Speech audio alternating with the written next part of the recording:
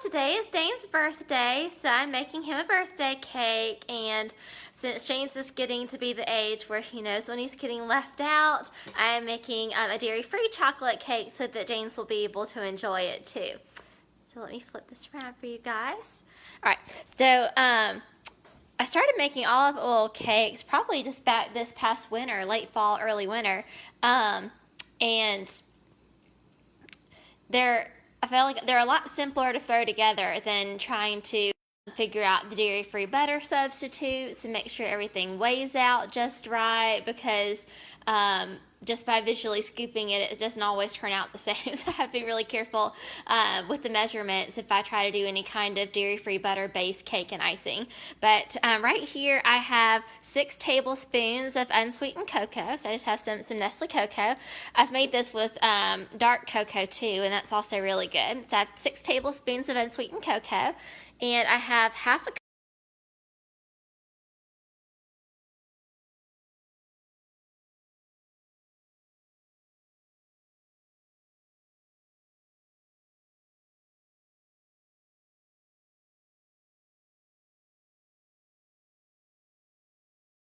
to dissolve all of our cocoa.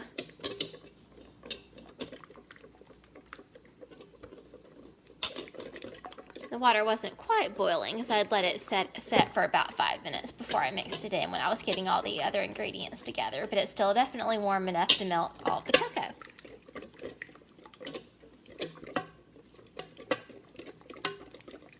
Okay, I'm also going to add 1 cup of sugar.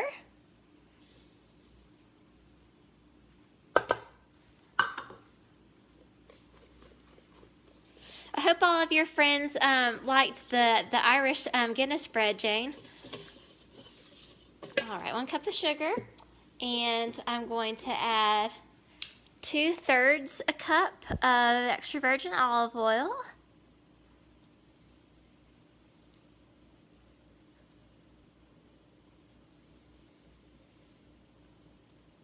There we go, almost.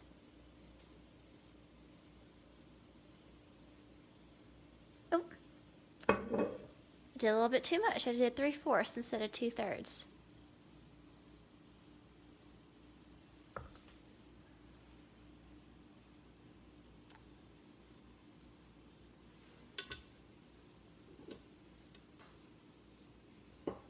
There we go. I poured some out. So now we have 2/3 a cup of extra virgin olive oil. Just add that in. I'm letting the water and cocoa mixture cool a little bit before adding the eggs so that we don't scramble the eggs. Okay, and I also have 3 large eggs and 2 teaspoons of pure vanilla extract. Let's pop that in too. And one thing I like about this recipe is that you can whisk everything in a mixing bowl. You don't have to get your stand mixer out. So most butter-based cake recipes, you have to drag the stand mixer out, and I just feel like that's a lot of extra work and a lot of extra cleaning and stuff.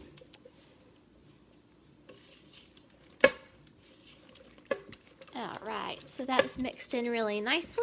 We did not scramble our eggs.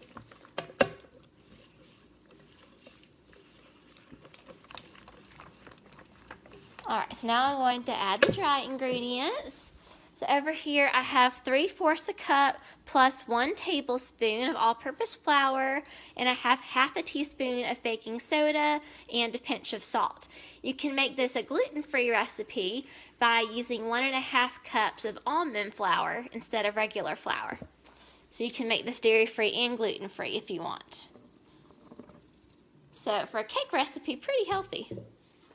All right, now I'm going to whisk this in.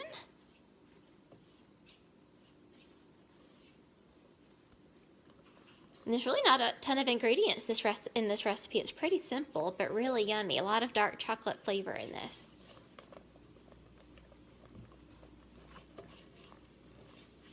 All right. I would not recommend tasting the batter though. Like brownie batter and cookie dough and cake batter, they're all usually pretty yummy, but the olive oil flavor is pretty strong in this. So you can definitely taste the fruity olive oil, and it just doesn't taste like regular cake batter. So I would not recommend licking the spoon after you pour the batter off into the pan. All right, so that's really all there is to it. It's a pretty simple to mix up. And I have a 9-inch cake pan here. And I'm going to spray this with some olive oil. Or really any kind of baking spray would work, but I have olive oil spray to help it come out of the pan easier. And now I'm just going to pour this into the pan. And this is a pretty liquidy batter, so this will be really easy to pour off.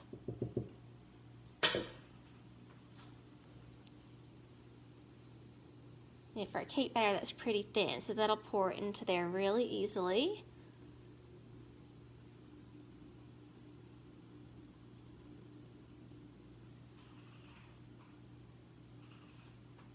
And I'm just going to grab my spatula and scrape down the sides. Since I'm using a regular spatula, it doubles, a rubber whisk, it doubles as a spatula to get everything from the sides.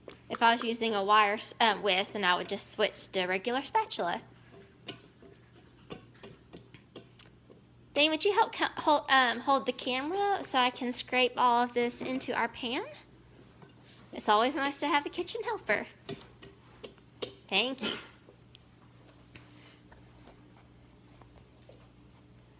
Alright, so I'm just going to scrape all of this down. As you can see, the rubber whisk is working really great as a spatula here, so one less thing to dirty up.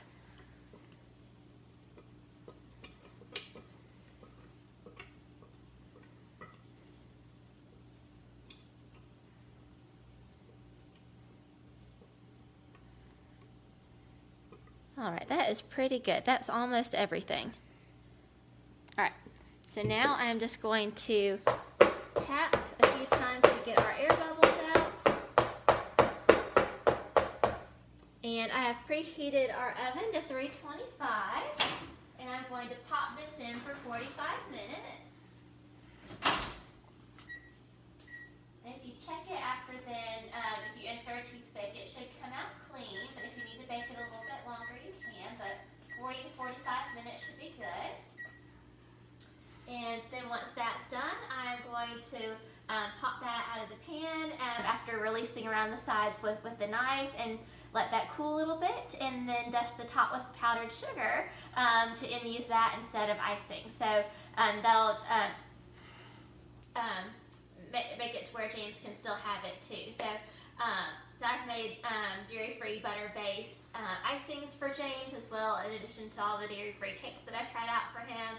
But this is so much simpler. He loves it. Little kids don't need a ton of sugar anyway, and this is something the whole family can enjoy. It's something that you can whip up in about half an hour at home. So just mix up your cake batter all in one bowl pretty much, and you don't even have to pull your stand mixer out.